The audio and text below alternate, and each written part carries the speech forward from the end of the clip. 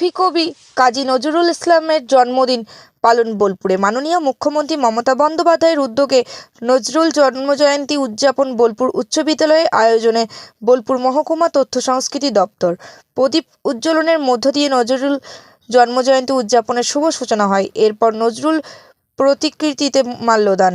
আজকের দিনটি যথাযথ মর্যাদাপূর্ণ পালন করা হলো। নজরুলের বিভিন্ন বিষয় নিয়ে আলোকপাত করেন বিশেষ অতিথিবর্গ। এই অনুষ্ঠানে উপস্থিত ছিলেন বোলপুর মহকুমা শাসক অয়ন নাথ, বোলপুর উচ্চ বিদ্যালয় পরিচালন সমিতির সভাপতি ও বিশিষ্ট সাংবাদিক চন্দ্রনাথ ব্যানার্জি, বোলপুর উচ্চ বিদ্যালয় প্রাক্তন প্রধান শিক্ষক সুপ্রিয় সাধু মহাশয়, বোলপুর উচ্চ বিদ্যালয় ভারপ্রাপ্ত প্রধান শিক্ষক রফিকুল হাসান, আরও এক বিশিষ্ট সাংবাদিক খায়রুল আনাম ও বোলপুর মহকুমা তথ্য সংস্কৃতি দপ্তরের আধিকারিকবৃন্দ সহ বিশিষ্ট ব্যক্তিবর্গ। কাজী আমিরুল ইসলামের রিপোর্ট, সিউড়ি টাইমস, বোলপুর।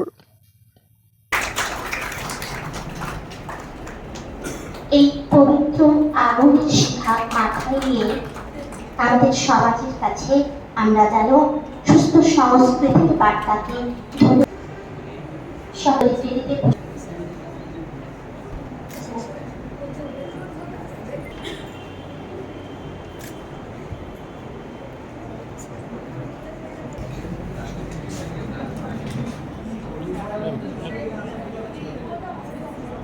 আন্তরিক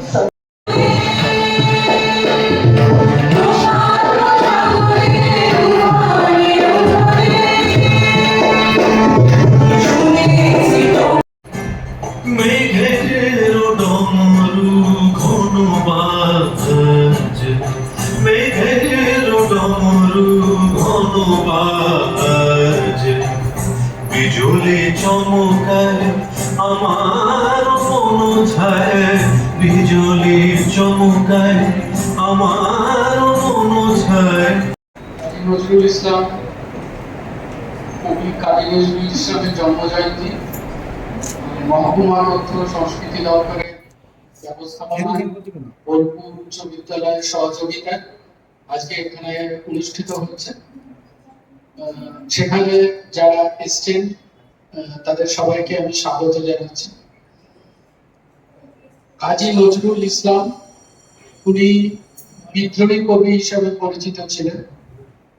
উনি সেই সময়কার যে অশান্ত ছিল, গরিব বড় লোকের যে পার্থক্য ছিল, মহিলারা যে তাদের অধিকার পেতেন না, সেই ব্যাপারে উনি তার লেখনীর মাধ্যমে প্রতিবাদ জানিয়েছিলেন।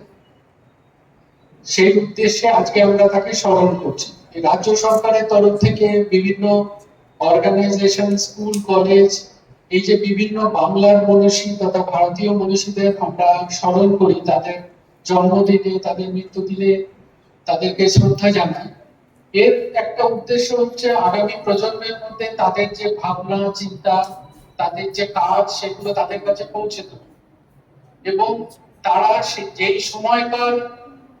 যেই সময়ের পরিপ্রেক্ষিতে তাদের লেখনী, তাদের পরিচয় দিয়েছিলেন, তাদের কাজের মাধ্যমে, তাদের ভাবনার মাধ্যমে, সেই সময়ে এখন অনেকটা পাল্টেছে। কিন্তু আজও মনে হয় পারিপার্শ্বিক পরিস্থিতি দেখলে, পারিপার্শ্বিক ঘটনাগুলো দেখলে, যে তাদের ভাবনা, তাদের কাজ যেন এখনো খুব প্রাসঙ্গিক।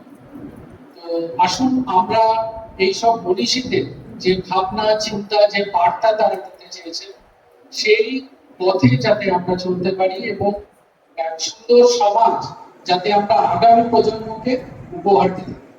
সবাইকে ধন্যবাদ, নমস্কার।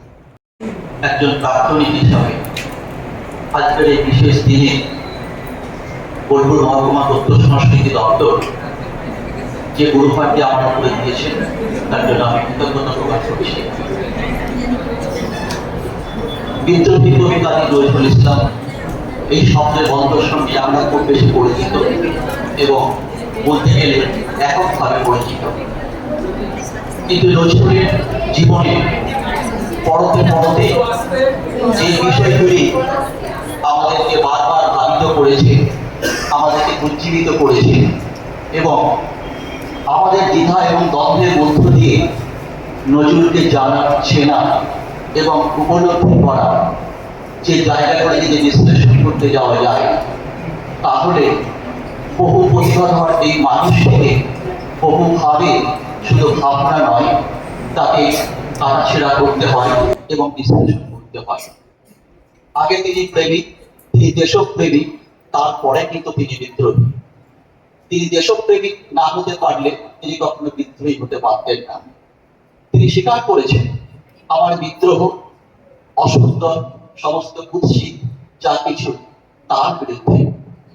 নজরুলকে নিয়ে আজ নতুন করে ভাবনা চিন্তা হচ্ছে এবং যে ভাবনা চিন্তাগুলি হচ্ছে সেটি কিন্তু পরতে পরতে নজরুলকে অন্বেষণ করা, তাকে জানা, তাকে চেনা এবং তাকে উপলব্ধি করার সমস্ত দিকগুলি খুলে যাচ্ছে, যেটা বিভিন্ন অভিমুখ এবং বিভিন্ন ধারার কাছে আমাদের কৃতজ্ঞতার জায়গাগুলি আমরা ফিরে আসতে পারি।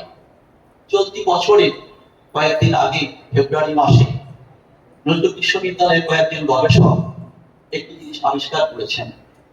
দেখা যাচ্ছে ব্রিটিশ ভারতে নজরুলের অনেক পাণ্ডুলিপি ব্রিটিশ সরকার কিন্তু বাজেয়াপ্ত করে দিয়েছিল, যার মধ্যে এখন পাওয়া যাচ্ছে 2025 ফেব্রুয়ারি মাসে জানা যাচ্ছে যে নজরুলের 25টি জীবন আলেখ্য যে ছিল তার মধ্যে 13টি খাতা ব্রিটিশ গভর্নমেন্ট বাজেয়াপ্ত করেছিল এবং সেই 13টি খাতা কিন্তু এখন কোনো হদিশ পাওয়া যাচ্ছে। ব্রিটিশ সরকারের কাছে নজরুল বিশ্ববিদ্যালয় কয়েকদিন আগে মার্চ মাসে একটি আবেদন লিখেছে। নজরুল কিন্তু সেই 13টি খাতার মাথায় কিন্তু লিখেছেন, কখনো লিখেছেন খসড়া খাতা, কখনো লিখেছেন ফেরত খাতা, যেটা রবীন্দ্রনাথ লিখতেন।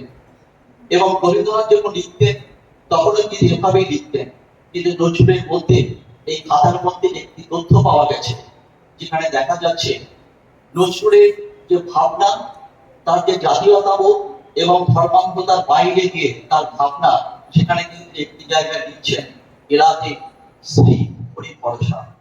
আমরা যারা জানেন যে আপনারা দেখবেন মুসলিম পরিবারে বিভিন্ন বড় কাজে একটা বাড়ির উপরে হয়তো কোরআন শরীফ বা ধর্মীয় ভাবে সেখানে লেখা হয় ইলাহি ভরসা। ঠিক সেভাবে কিন্তু নজরুল এই একটা জায়গাতে থেমে থাকেননি, তিনি কিন্তু লিখছেন ইলাহি শ্রী হরি ভরসা। এই যে নজরুলের ভাবনা, এই খাতাগুলি যদি আমাদের কাছে আবার ফিরে আসতে পারে, 13টি খাতা, ফেরত খাতা, তাহলে কিন্তু নজরুলকে আমরা কিন্তু আবার নতুন ভাবে উপলব্ধি করতে পারবো এবং নতুন ভাবে নজরুলকে চিনতে পারবো। কেননা নজরুলের অনেক রচনাবলী, তা অনেক হাতে লেখা পাণ্ডুলিপি যা আজও পর্যন্ত কিন্তু ছড়িয়ে ছিটিয়ে রয়েছে। নজরুলের এই ভাবনা যদি আমরা যদি দেখি তাহলে কিন্তু আমরা দেখবো যে নজরুলকে ভাবতে গেলে আমাদের আরেকটা জিনিস ভাবতে হবে যে নজরুল কেন বিদেশ যাননি। তিনি তার সুস্থ জীবনে কখনো বিদেশ যাননি, এটাই আমরা জানি। তার কি বিদেশ যাওয়ার কোনো সুযোগ ছিল না? অবশ্যই ছিল। কেননা নজরুলের জীবনের সঙ্গে বা নজরুলের আত্মীয়তার হিসেবে যে দুজন মানুষ ছিলেন, একজন মুজাফফর আহমেদ, অন্যজন আব্দুল হালিম। এই আব্দুল হালিম কিন্তু আমাদের বীরভূমের মানুষ, তার বাড়ি নানুরের কাছে কিন্নামার সরকার। এই দুজনই ছিল নজরুলের একেবারে কলকাতায় আশ্রয়দাতা।